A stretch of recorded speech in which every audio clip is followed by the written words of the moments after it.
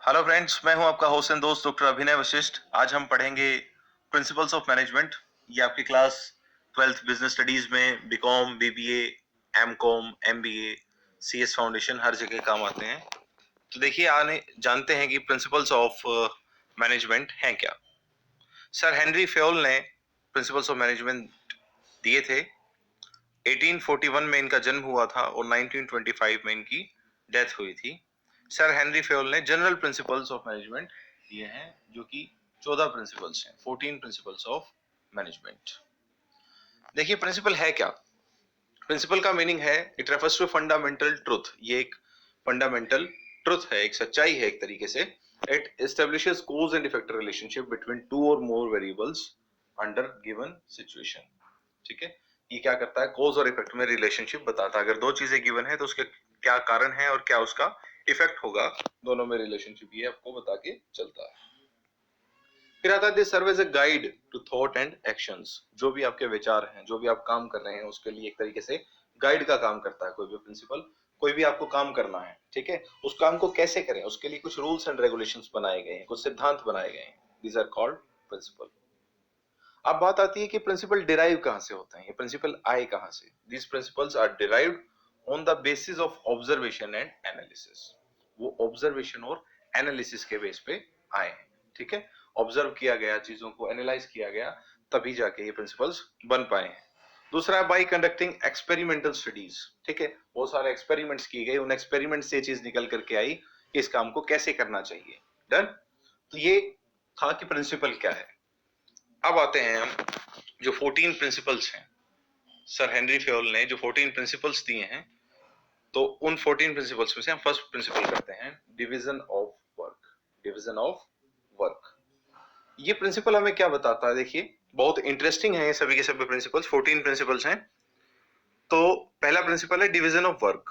Work should be divided among individuals and groups to ensure that efforts and attention are focused on special portion of the task। हम काम को इसमें बांट देते हैं। Sir Henri Fayol ने क्या बताया कि काम को आप बांट दीजिए, उसको डिवाइड कर दीजिए। काम को अगर हम डिवाइड कर देंगे, उसको बांट देंगे इंडिविजुअल्स में या ग्रुप्स में, तो उससे क्या फायदे होंगे, that efforts and attention are focused on special portions of the task. हर व्यक्ति को काम बांट देते हैं उसकी स्पेशलाइजेशन के अकॉर्डिंग। ठीक है, मान लीजिए कोई व्यक्ति फिजिक्स पढ़ाने में एक्सपर्ट है, कोई केमिस्ट्री पढ़ाने में एक्सपर्ट है, कोई अकाउंट्स पढ़ाने में एक्सपर्ट है। सब में काम को हम डिवाइड कर देते हैं।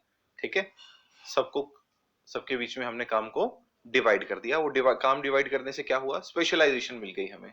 ठीक है, एक तो काम डिवाइड हो गया, हर आदमी की हम रिस्पॉन्सिबिलिटी लगा सकते हैं काम को डिवाइड करने के बाद कि ये काम आपकी जिम्मेदारी है, तो आप इस काम को करेंगे। ठीक है, अब उसकी अकाउंटेबिलिटी हो गई उस व्यक्ति की।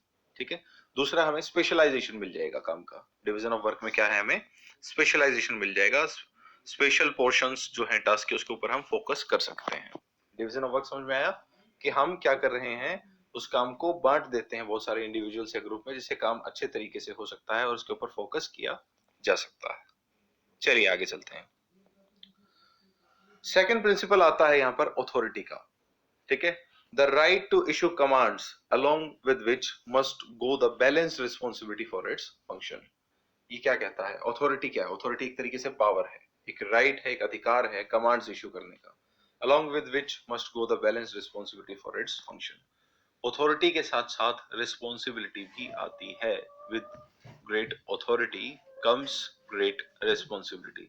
अगर किसी व्यक्ति को आप ऑथोराइज करते हो किसी काम को करने के लिए, उसे कोई अधिकार सौंपते हो, तो साथ साथ क्या है, रिस्पॉन्सिबिलिटी भी आ जाती है उस काम को करने के लिए। फिर उस काम को अच्छी तरीके से करने के लिए आप फिर लाइबल भी हो जाते हैं। ठीक है, मान लीजिए मैंने आपको ये कहा कि मैं आपको ऑथोराइज कर रहा हूँ। ठीक है, ये क्लास चल रही है, इस क्लास में आपको, मैं कुछ टाइम के लिए बाहर जा रहा हूँ, मान लीजिए लाइव क्लास होती है हमारी, live means face to face class होती है, और मैं आपको में से किसी को एक को मॉनिटर बना के ऑथोराइज कर देता। ठीक है, आपको ये अथॉरिटी देता हूं, तो आपकी रिस्पॉन्सिबिलिटी भी है कि आप उसको ठीक से कंट्रोल करें।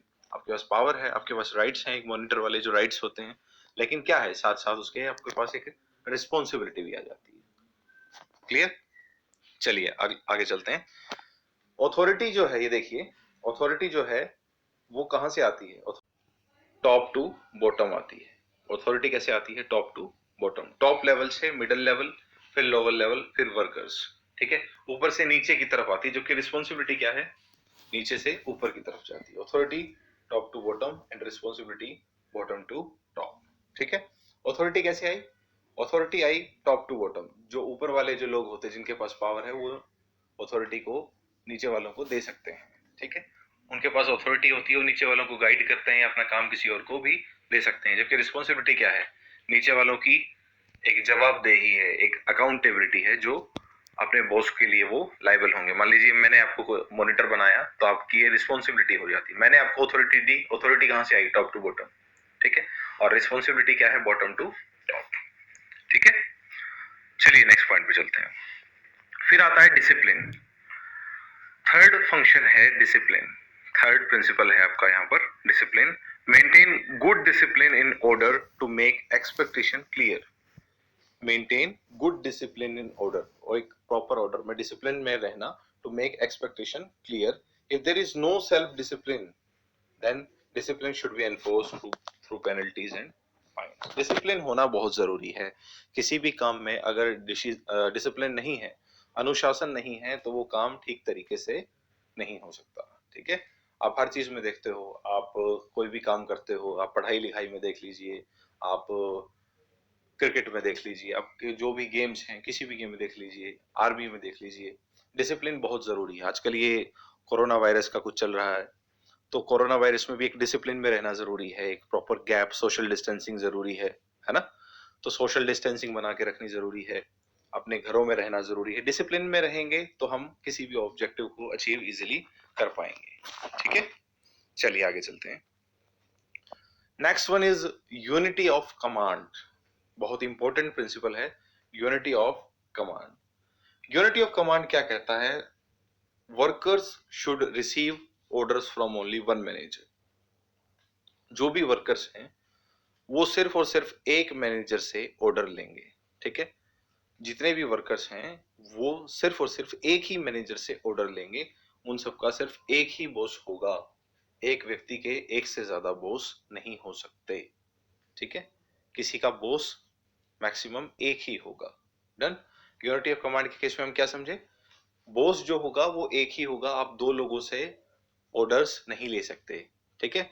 इससे क्या होगा, आप भटक जाएंगे मुद्दे से। जो भी बात है आपकी, हर व्यक्ति आपको अलग अलग बात बताएगा, एक से ज्यादा बॉस होंगे तो दिक्कत हो जाएगी। आपने पीके मूवी देखी है, पीके मूवी में आमिर खान जब भगवान के लिए खोज कर रहे थे, तो कभी वो चर्च में जा रहे थे, कभी कहाँ जा रहे थे, मस्जिद में जा रहे थे, कभी मंदिर में जा रहे थे।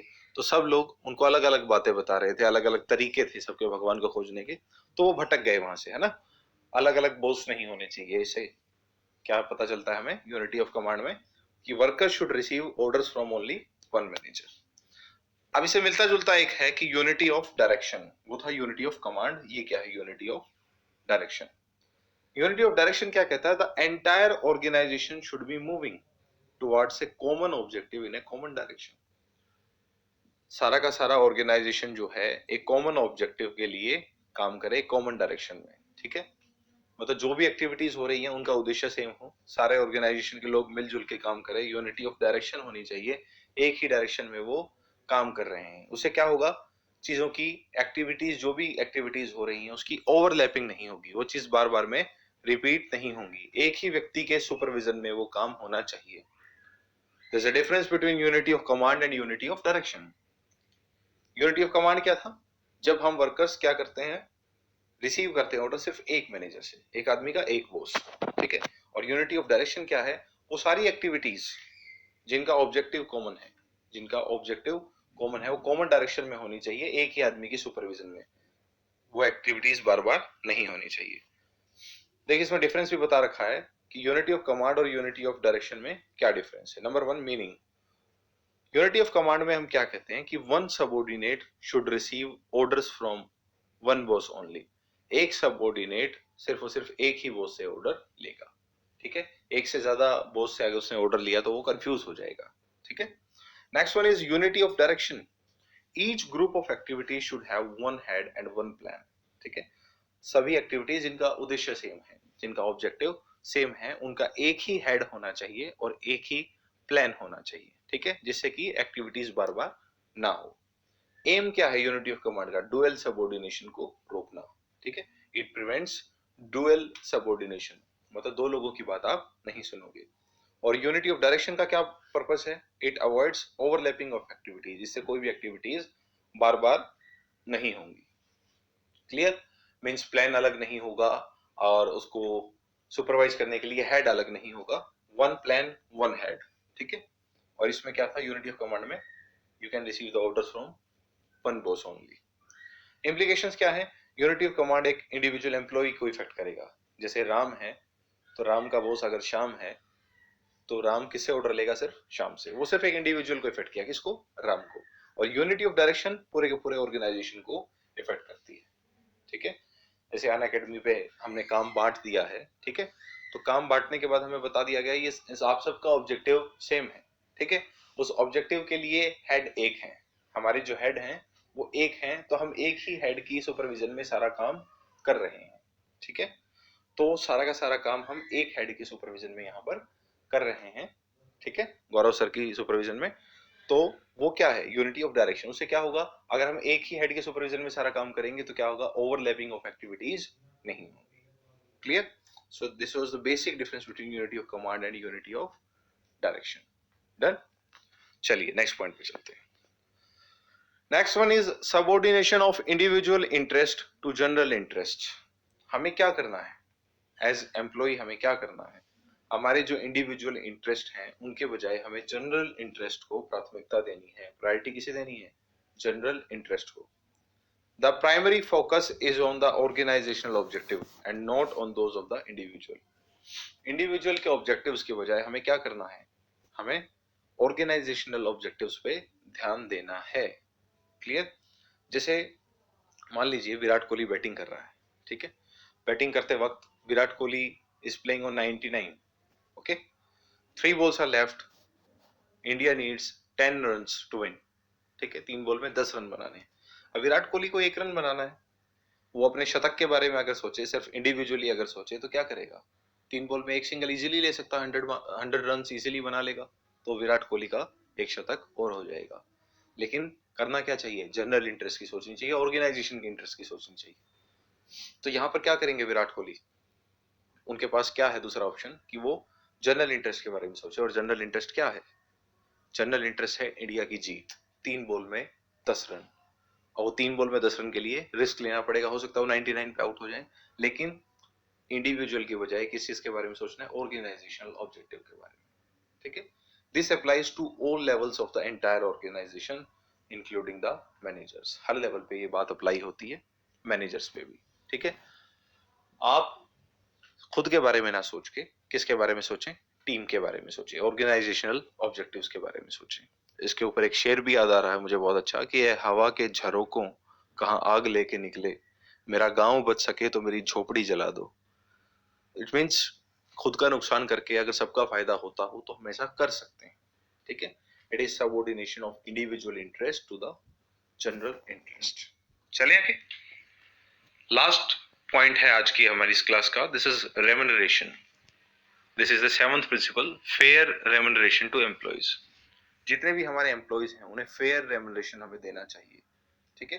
फेयर रेम्यूनरेशन मतलब payment of salaries and incentives for employees in appreciation of their service. जो भी सैलरी देंगे, जो भी इंसेंटिव्स हर एम्प्लॉइज को पे करेंगे, वो उनकी सर्विसेज के एप्रिसिएशन में होना चाहिए। It should be sufficient to keep motivated employees, motivated and productive. वो रेम्यूनरेशन फेयर होना चाहिए, मतलब इतना होना चाहिए कि उसके काम के अकॉर्डिंग, उन लोगों के मेहनत के अकॉर्डिंग उनका रेम्यूनरेशन मिल जाना चाहिए, ठीक है। उनके स्टैंडर्ड ऑफ लिविंग के अकॉर्डिंग हमें सोचना चाहिए कि स्टैंडर्ड ऑफ लिविंग के अकॉर्डिंग रेम्यूनरेशन उन्हें फेयर मिल रहा है। Clear? Thank you so much. अगर आपके कुछ डाउट्स हैं तो आप मुझे कमेंट सेक्शन में बता सकते हैं। Thank you.